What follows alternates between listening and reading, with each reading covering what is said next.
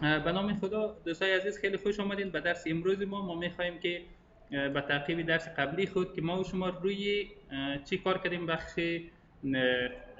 ایترنت کیبلینگ کار کردیم و همچنان استانداردهای مختلف به خاطر کانفیگریشن بسته‌بندی کیبل ها، مثلا استرایت ترو، مثلا کراس اوور، رول اوور و همچنان کیبل نوع کیبل ها و همچنان بیسباند و برادباند کانکشن روی اینا صحبت کردیم.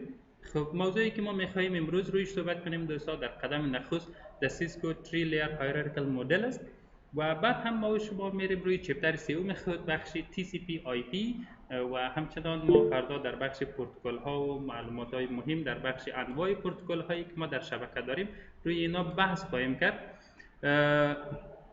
خب بازگل زکی، شما خیر است، اگر مشکل دارین امروز میشه که اشتراک نکنین به هر حال. خب دوستا، به خاطر آسانی کار یا به خاطری که ما بتانیم یک شبکه را خوب دیزاین کنیم، خوب مدیریت کنیم، خوب تطبیق کنیم، شبکه ما یعنی از نگاه اقتصادی هم ارزان تمام شود و از نگاه کاری بسیار شبکه ریلایبل یعنی قابل اطمینان و همچنان خیلی خیلی خوب کار کنه. بنابراین خود سیسکو شبکه‌های کامپیوتری را به صورت کلی یک تقسیمات جداگانه اختصاصی خود دارد. نکته نمونه که شما این تقسیمات را با تقسیماتی که ما و شما در 7 لیر مدل یا اسای خواندیم هیچ وقت مقایسه نکنین، چرا که خب 7 لیر اساس یا استراکچر کلی شبکه ما را نشان میداد. این 3 لیر که است به خاطر گفتیم مدیریت خوب، دیزاین خوب، کارکرد خوب و همچنان کاست افکتیو یعنی که کم هزینه ترین نوع شبکه را به اختیار ما قرار میده است. همه مهمتر در این لیر به خاطر مدیریت آسان شبکه هست که معمولا شامل سوالات سیسکو یعنی امتحانات آنلاین تان هم میشه. خب این 3 لیر دوستا به صورت کلی یک کور لیر است، یک دیستریبیوشن لیر است و یک اکسس لیر است. خب اگر شما در این تصویر یک عمیق دقت کنین ببینین ما چی ها دیده میتونیم در اینجا، چند نکته خیلی بارز داره. ای که در اکسس لیر کلا وسایل لوکال نتورک قرار داره، مثل سویچ، مثل سرورهای ما، خب مثل کامپیوترها یا موبایل ها و هر وسیله دیگه ای که ما داشته باشیم. و در دیستریبیوشن لیر عمدتا خب در اینجا سویچ های لیر دو مانده، یعنی یا ساده تر گفتم میتونیم سویچ های نوع MPLS است که اینا میتونه سویچ هایی است که هم در لیر 2 و هم لیر 3 و اگر ما بخوایم ساده تر از سویچ جدا کنیم میگیم در دیستریبیوشن لیر عمدتا راوترها وجود داره. خب چون اگر سویچ های لیر 3 باشه باز هم کار راوتینگ انجام میده. پس لوکال نتورک است در اکسس لیر و کار راوتینگ یعنی راوترهای ما در دیستریبیوشن لیر و در کور لیر بکبون قرار داره. خب بکبون همون ستون فقرات یا مسیر اصلی گیتوی عمومی شبکه ما هست که ما از طریق او گیتوی عمومی میتونیم به بیرون از خب عمومی شبکه خود وصل شویم. مثلا یک مرز جغرافیایی مثلا لاجیکال شبکه ما بوده میتونه. به این شکل خب این تقسیمات برای ما کمک میکنه که ما آسانتر شبکه خود مدیریت کنیم یا حداقل برای ما سرحد بندی میکنه که ما باید در کجا کدام کارا را انجام بدیم. مثلا شما ببینید در این قسمت هر کدام از اینا یک بخش است. خب مثلا اگر ما ببینیم این کامپیوترهای ما با سویچ ها از طریق یک کیبل وصل شده، ولی در اینجا که ببینیم خب سعی کنید تنها یک راوتر کور ما 4 کانکشن 5 کانکشن داره مثلا یعنی تعداد کانکشن ها در کور لیر زیاد است، در دیستریبیوشن لیر کمتر و در اکس لیر کمتر بوده میتونه. خب اگر ما بخوایم رو به صورت کلی براتون مثلا تشریح کنیم خیلی آسان، شما بهتر است نکته وار این نکات یاد بگیرید که ما در اسلاید خود برای شما خلاصه کردیم که اینا هر کدامش چه کاربرد داره و کدام وظایف را برای ما انجام میده. خب از کور لیر یعنی از بالاترین لیر شروع میکنیم دوستا. کور لیر هستوی ما، لیر کلی ما هست، یعنی به اصطلاح شبکه ما مرز عمومی شبکه ما هست. مثلا خب ما اگر مثال بزنیم کلی افغانستان رو ما یک شبکه در نظر بگیریم، مثلا خب وقتی که دیتاهای کل افغانستان از طریق فایبر نوری جمع میشه و بالاخره در آخرین راوترهای ما میرسه و از اونجا پاس میشه مثلا به کشورهای بیرونی، مثلا به پاکستان. خب اونمو ساحه رو ما بودیم کور لیر یاد میکنیم، چرا که در کور لیر همو اعظمترین بخش شبکه ما هست که میتونه مثلا من حیث یک گیتوی یا یک راه ارتباطی عمومی در شبکه ما معرفی میشه و استفاده میشه. خب چیزی که در کور لیر زیاد است دوستو لارج اماونت اف دیتا هست، یعنی مقدار معلومات خیلی زیاد است، چرا که ما گفتیم قرار است مثلا در این مثال ما دیتا های یک کشور جمع شود و قرار است خوب بیرون ارسال شود. پس چیزی که در کور لیر خیلی مهم است دوستو سرعتش است، یعنی ما باید در کور لیر آخرین تلاش خود را انجام بدیم که ما بهترین سرعت داشته باشیم، چرا که چیزی که مهم است دیتای زیاد است. هر قدر که دیتای ما زود فارورد شود، زود پاس شود، خب ما اندازه تمام شبکه داخل افغانستان میتونه سرعتش زیاد شود، چرا که تاثیر بالای اینا داره. یعنی یک از خصوصیات کور لیر است که باید بیشترین سرعت داشته باشه. یک فال تولرانس در کور لیر خیلی مهم است. دوستا فال تولرانس به معنای خب یک اصطلاحی است که در شبکه خیلی زیاد استفاده میشه به معنای فال تولرانس. یعنی اگر ما براتون نمیتو واضح تشریح کنیم دوستا، فال تولرانس به معنای استقامت پذیری یا مقاومت پذیری شبکه در مقابل حوادث یا مشکلات فنی رو میگم. خب مثلا به طور مثال در کور لیر اگر شما ببینید در اینجا اگر دیده باشیم ما و شما عمدتاً به شکل مش توپولوژی کانفیگر شده، یعنی که این راوتر ما از چندین راه ارتباط بین مثلا ارتباط داره. مثلا خب به خاطر چی کار انجام میده؟ به خاطر که اگر یک لاین ما قطع شود خب میتونه از لاین دومی استفاده کنه، لاین دومی قطع شود سومی، یعنی به این معنی رو میگه فال تولرانس داره. فال تولرانس یعنی که مقاومتش خیلی زیاد است در مقابلی که مثلا شبکه ما دچار مشکل نشود یا مثلا اگر مشکل پیدا کنه حداقل قطع نشود شبکه، چرا که اگر قطع شود تاثیرش بالای کل یعنی شبکه‌های داخلی که مربوط به اکسس لیر و همچنان دیستریبیوشن لیر میشه بالای تاثیر اینا هستن، یعنی یک تاثیر نهایی بالای همه شبکه داره. پس در اون صورت ما گفته میتونیم که کور لیر هم یکی از لیرهای خیلی خیلی مهم در بخشی است که باید ما بیشترین فال تولرانس داشته باشیم که عبارت از اونمو مقاومت کاری در مقابل مشکلات است. خاصیت سوم فال تولرانس دوستایی است که خب میگه شما هیچ کاری را در فال تولرانس انجام ندین که او سرعت شبکه را سلو کنه. از جمله مثلا فیلترینگ شما نمیتونین. خب به طور مثال خب در افغانستان مثلا یک روز قانون وضع میکنن مثلا بعضی شبکه‌ها رو فیلتر کنن، خب یا مثلا یک پالیسی وضع میکنن که از نگاه ویروس و هک و اتک و مثلا مشکلاتی که در بخش سایبر سکیوریتی پیش میاد عمدتاً میخواین اینا رو فیلتر کنن، مثلا ویروس ها رو جلوگیری کنن. شما این کارا رو در شبکه انجام بدین ولی نه در کور لیر، چرا که شما اگر مثلا یک فایروال رو به طور مثال در کور لیر فعال بسازین در اون صورت مطمئنن که هر دانه فیلتر یعنی هر پکیتی که قرار است وارد شود اونا باید یک و یک بازرسی شود و اینمی بازرسی هر کدام پکیت باعث میشه که سرعت شبکه ما سلو شود. پس کور لیر یک مسیر آزاد است، یک مسیر عمومی است که هیچ گونه قانون و پالیسی در بخش کنترل ترافیک نداریم ما، با که هر قسم معلوماتی که قرار است وارد شود مشکل نیست، چرا که ما مثلا در دیستریبیوشن لیر اونا رو فیلتر میکنیم. یعنی شما کار را نکنین که مثلا در کور لیر خوب به طور مثال سلو شود. خب این هر کار میتونه باشه، گفتیم یکیش فیلترینگ است، مثلا دومیش ایجاد پالیسی ها هست، سومیش مثلا راوتینگ های مغلق است. خب بعضی وقتا ما راوتینگ میکنیم ولی در کور لیر باز ما راوتینگ های آسان به کار میبریم. ما و شما در چپتر بعدی خود در بخش راوتینگ میخوانیم که ما مثلا کدام راوتینگ پروتکل هایی هستن که بهترین کانورجنس داره که میتونه زود ارتباط ما رو برقرار کنه که ما اونا رو معمولا در کور لیر استفاده میکنیم. خب و همچنان avoid expanding core، این به این معنی است دوستا که شما ضرور نیست شبکه رو زیاد وسیع بسازین در کور لیر.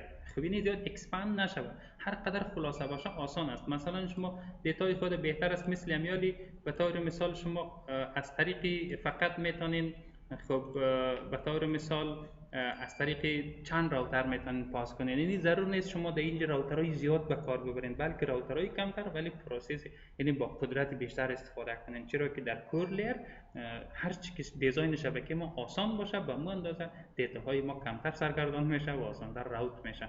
خب این هم یک از نکات مهم در کور لیر است. و همچنان باید های ریلایبیلیتی باشه. خب یعنی شما وسایلی که استفاده میکنین باید خیلی قابل اطمینان باشه. مثلا شما به طور مثال هر چیزی را که در کور لیر استفاده میکنین باید خیلی خیلی زیاد قابل اطمینان باشه، حتی از نگاه کیبلی. خب معمولا در کور لیر وضعیت‌تر از فایبرهای نوری استفاده میشه، چرا که سرعت انتقال اطلاعاتش ما شما خواندیم که خیلی زیاد است و هم خصوصا از مالتی مود فایبرها استفاده میشه. خب design with this pin in mind the core should have very little latency. دوستا همیشه میگه باید latency کم داشته باشه. latency به معنای چی است در حقیقت؟ یعنی تاخیر در ارسال هست. پس یک نکته دیگر خوب است امیال ما برای شما تشریح کنیم، چون latency در جریان درس ما دوستا در شبکه همیشه یکی موضوع latency هست، یکی هم موضوع دیلی هست. خب این دو همیشه معادل هم استفاده میشه ولی فرق داره. ما میخوایم این رو بفهمین که دیلی دوستا به معنای تاخیر در ارسال را میگن. لتنسی مقدار زمانی که یک دیتا در مسیر راست بری میکنه ما رو لتنسی میگیم. مثلا فرض مثال ما یک روز میخوایم از خانه دفتر بیاییم، ما 5 دقیقه ناوقت حرکت میکنیم. اونو 5 دقیقه در جمع دلی هست که در شبکه معمولا دیتاها بعض وقت دلی میشه. اما وقتی ما مثلا از خانه میایم، فرض مثال 5 دقیقه وقت زمان میگیره که ما از خانه به دفتر برسیم، یعنی 5 دقیقه که ما در مسیر راه سپری کردیم، یعنی لاتنسی هست. به این اساس ما باید در کور لیر کمترین لاتنسی رو داشته باشیم، به خاطری که هر مانعی که باشه که لاتنسی به وجود بیاره، یعنی وقت زیاد مصرف کنه، به اون صورت ما باید که او مانع رو پس کنیم و از سر راه خود کنار بزنیم تا اینکه شبکه ما فست شود، سرعتش زیاد شود. و همچنان سلیکت راوتینگ پروتکل with lower convergence time. خب ما باید بهترین راوتینگ پروتکل ها رو استفاده کنیم. دوستا راوتینگ پروتکل هست که راوت میکنه، برای ما مسیریابی میکنه. ما اینا رو در این کورس به شکل بسیار وسیع میخوانیم خب در بخش درس‌های عملی خود.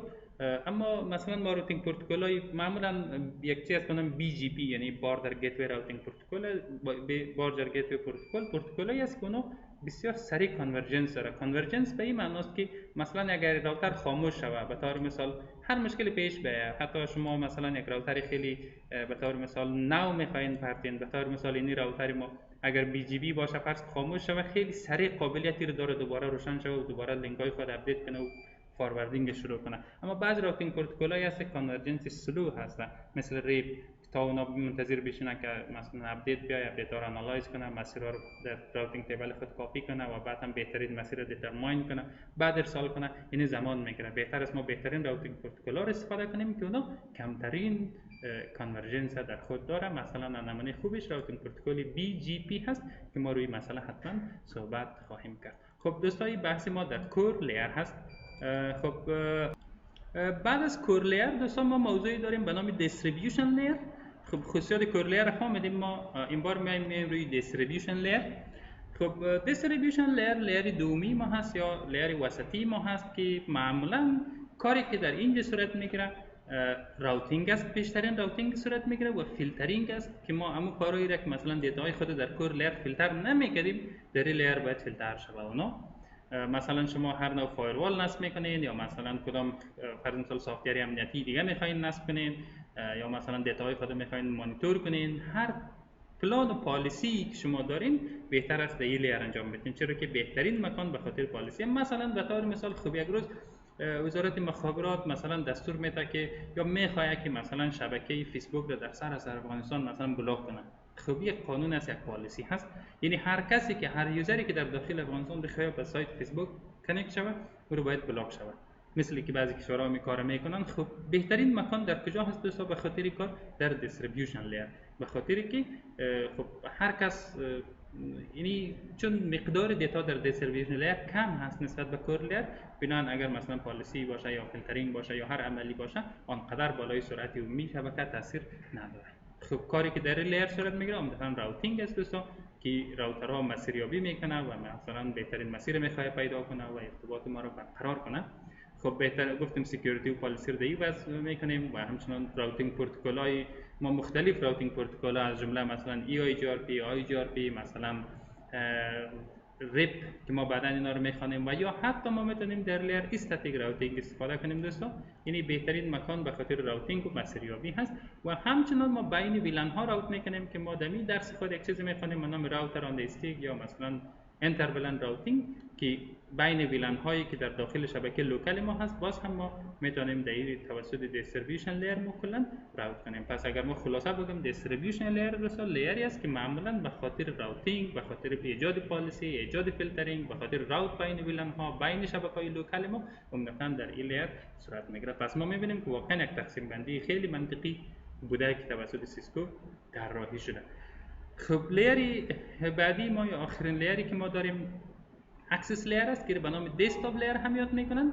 خب این لیری به اصطلاح شبکه‌های لوکال ما هست که ما در اینجا میتونیم معمولا کلیژن دومین ها وجود داره، یعنی معمولا سویچینگ در این لیر صورت میگیره. خب عمدتاً لیر دوی مدل ایس آی است که معمولا سویچینگ در این لیر است و همچنان ارتباط بین مثلا دیستریبیوشن لیر و اکسس لیر هست و همچنان ارتباط بین وسایل هست و همچنان سکیوریتی دیوایس ها، سافتورهای سکیوریتی مثل آنتی ویروس، مثل فایروال ها و خیلی چیزای دیگه که در داخل یک شبکه استفاده میشه. این لیر ما به نام اکسس لیر میکنیم و همچنان تکنولوژی های مثل وایپ مثلا ویدیو یا خیلی تکنولوژی دیگه معمولا در این لیر به کار میره. پس اگر ما خلاصه بگیم اکسس لیر شبکه لوکال ماست. هر آن چیزی که ما در داخل دفتر خود داریم به اینترنت وصل است.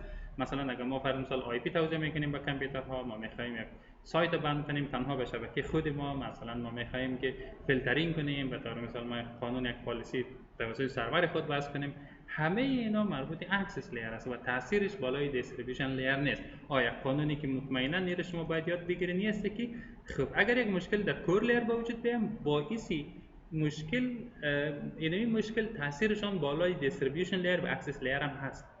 اگر در دیستریبیوشن لیر صورت بگیره مشکل دیستریبیوشن لیر بالای کور لیر تاثیر منفی نداره، یعنی هیچ تاثیر نداره، ولی تاثیرشون بالای اکسس لیر هست. ولی اگر در اکسس لیر هر مشکلی پیش بیاد این مشکلش تنها خودش است، در دیستریبیوشن و کور لیر هیچ وقت تاثیر خود نداره. به همین خاطر است که در حقیقت ما باید شبکه را به همین شکل منطقی تقسیمات کنیم و بفهمیم که مثلا خب وقتی شما یک شبکه رو دیزاین میکنید طراحی میکنید باید یاد بگیرین یا نظر به اینمی ساختار منطقی شما باید بفهمین که در کجا پالیسی وضع کنیم، در کجا فیلتر کنیم، در کجا مثلا آی پی توزیع کنیم و غیره مسائل. خب این متبقی درس ما بود از چپتر قبلی ما دوستان. خب موضوع دیگه ای که ما امروز میخوایم چپتر 3 هست Introduction to TCP/IP، یعنی مهمترین درسی که ما میتونیم بخوانیم. از این بعد ما اولین موضوعات را که ما میخوایم مکمل روی TCP/IP صحبت کنیم. خب دوستان TCP/IP خود TCP از کلمات ترانسمیشن کنترل پروتکل گرفته شده و آی پی رو خوب میفهمین که از اینترنت پروتکل گرفته شده. این یک استاندارد هست دوستان. خب یک استانداردی است که مطابق به اینمی استاندارد در حقیقت کامپیوترها بین خود ارتباط برقرار میکنن. مثلا خب در کتاب ما خواندم این قسمی بود گفته بود که اگر شما میخواین که مثلا فرض مثال یک کسی میخواد که در تمام دنیا یعنی به هر کشوری که مسافرت کنه خب با اون مردم بتونه ارتباط برقرار کنه بدون کدام مشکل، پس یک تعداد وجه‌های مشترک باید بین ما باشه. خب مثلا اگر ما میخوایم که با مردم مثلا خارج از افغانستان با هر کشور دیگه ارتباط برقرار کنیم ما باید خود مطابق قانون عیار کنیم. مثلا خب ما باید وقتی صحبت میکنیم صدای ما باید اونمو بلند نباشه که او آدم مثلا فرار کنه یا که پایین نباشه که شینده نتونه. مثلا خب ما باید از همه مهمتر زبان همدیگه را بفهمیم، یعنی هر دوی ما بتونیم با مثلا با یک زبان تکلم کنیم.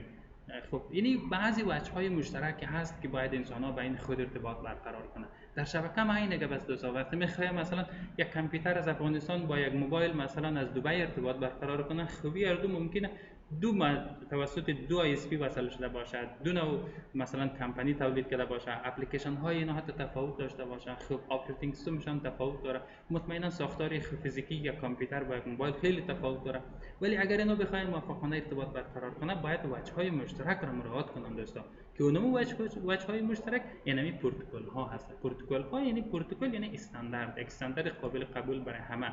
خب از جمله TCP/IP این برای مادرز اف پروتکل هم یاد میکنه که یک مجموعه از پروتکل ها است، یعنی یک مادری از پروتکل ها هست که من حیث یک زبان مشترک بین کامپیوترها، موبایل ها، وسایل در سراسر دنیا استفاده میشه و ارتباط ما را به شکل جهانی با دیگرها وصل میسازه. خب این TCP/IP از کجا شده و کی ساخته و چگونه استفاده میشه ما میخواهیم که امروز یک خلاصه به این ارتباط صحبت کنیم، ولی پروتکل هایش باز ما نمیتونیم امروز خلاص کنیم، ما احتمالاً فردا میخوانیم اونا را.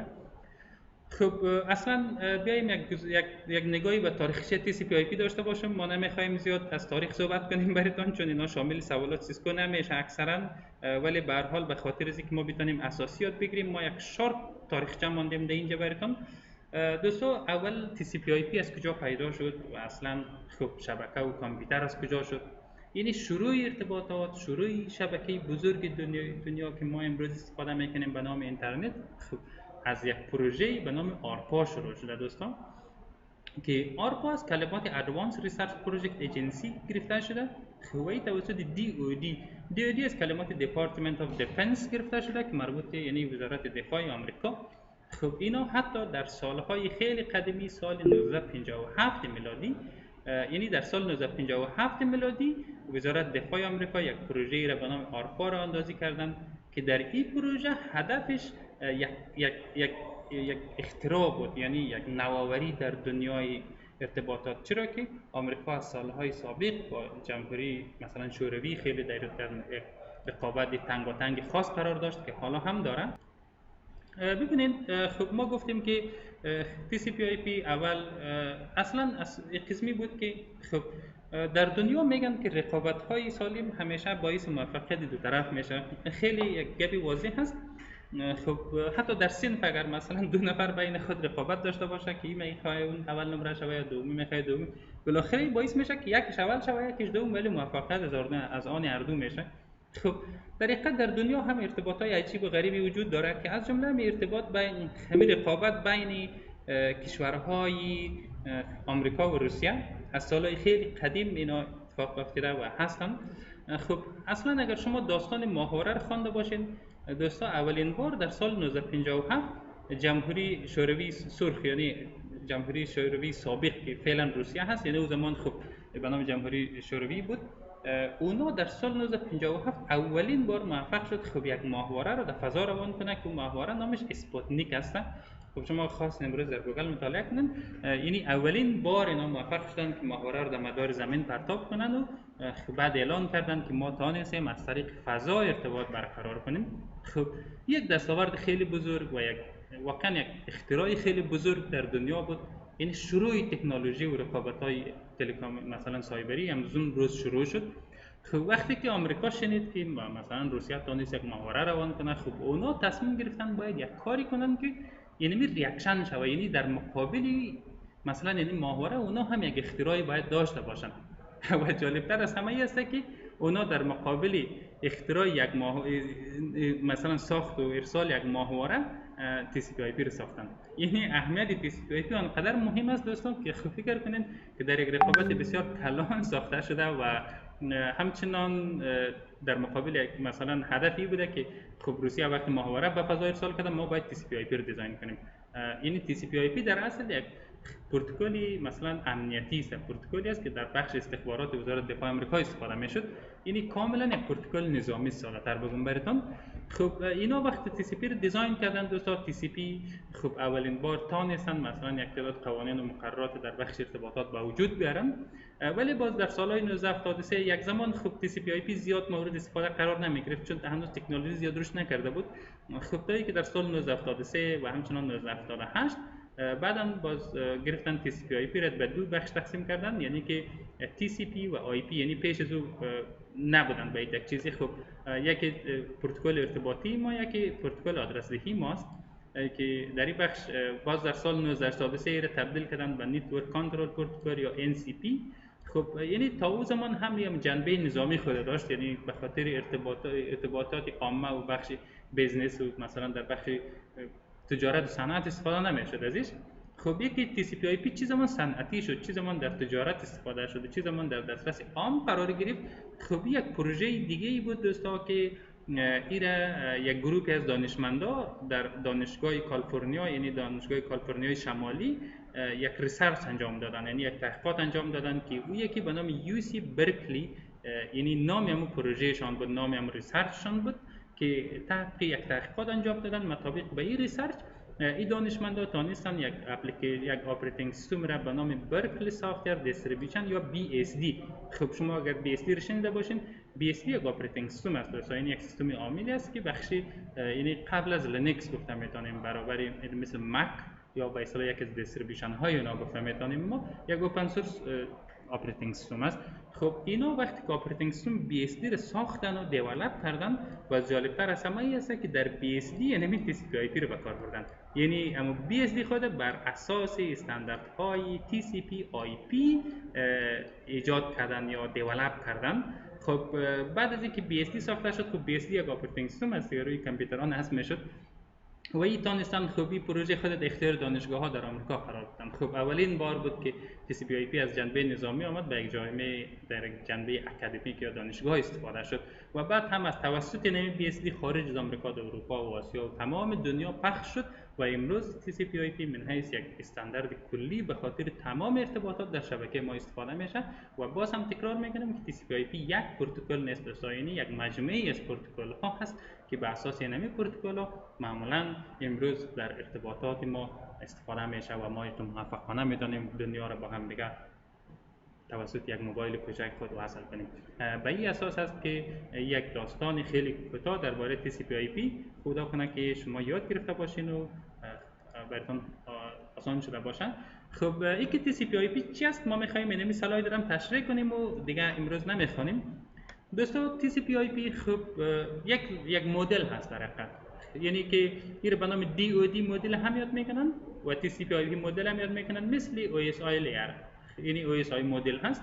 فقط تفاوتش است که TCP/IP 4 لیر داره، OSI مدل 7 لیر داشت، اینجا 4 لیر است که اولین لیر به نام اپلیکیشن لیر یا پروسس لیر میگه، دومی به نام هاست تو هاست لیر یا ترانسپورت لیر میگه، سومی به نام اینترنت لیر میگه و چهارمی به نام نتورک اکسس یا لینک لیر یاد میکنن. خب در این تصویر هم اگر شما ببینید دوستو، اینجا OSI مدل قرار داده، اینجا DoD مدل به شکل مقایسه‌ای. خب در بدل اپلیکیشن و پرزنتیشن سشن ما تنها اپلیکیشن یا پروسس لیر داریم. این نکته رو در سیسکو یادتون باشه که سوال زیاد میه، مثلا میگه که اپلیکیشن لیر در DoD مدل مثلا کدام لیر بوده، میتونه شما میفهمین که اپلیکیشن و پرزنتیشن سشن در اینجا تنها اپلیکیشن یا پروسس لیر است و ترانسپورت است، هیچ تفاوت نداره. نتورک لیر در اینجا نامش اینترنت لیر یاد میکنن دوستان، اینی نتورک لیر نمیگیم برایشان ما. و دیتا لینک لیر و فیزیکال لیر تنها به نام لینک لیر یاد میکنن. خلاص به همین سادگی. اما خب OSI مدل زیادتر ما و شما خواندیم، زیادتر روی وظایف هر لیر بود و که دیتای ما در هر لیر کدام عمل صورت میگیره، مثلا خب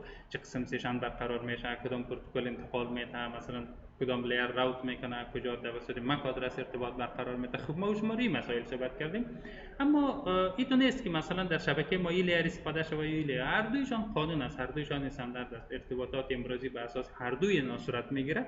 خب اما چیزی که در DoD مدل یا TCP مدل زیاد مطرح است بخش پروتکل هایی است که ما و شما مختلف پروتکل ها داریم، مثل تلنت، FTP، LDP، SNMP، TFTP، SNMP و در مجموع 65535 تا پروتکل ما میتونیم در این مدل داشته باشیم که ما و شما قرار نیست 65535 مدل پروتکل یاد بگیریم. اما ما فردا برای شما یک درس خیلی زیاد مهم داریم در بخش پروتکل های مشهور و از جمله پروتکل هایی که سیسکو رویشان فوکس داره. از فکر که از HTTP شروع میکنیم و ما فردا حدودی شاید 20 یا چند پروتکل مشهور براتون با تمام وظایف و معرفی و مشخصاتش رو براتون تشریح میکنیم. کوشش کنین که درس فردای ما را حتما از دست ندین و اشتراک کنین، چرا که ما فردا یک بحث خیلی مهم در بخش پروتکل ها داریم و درس امروز ما تا این قسمت بس است.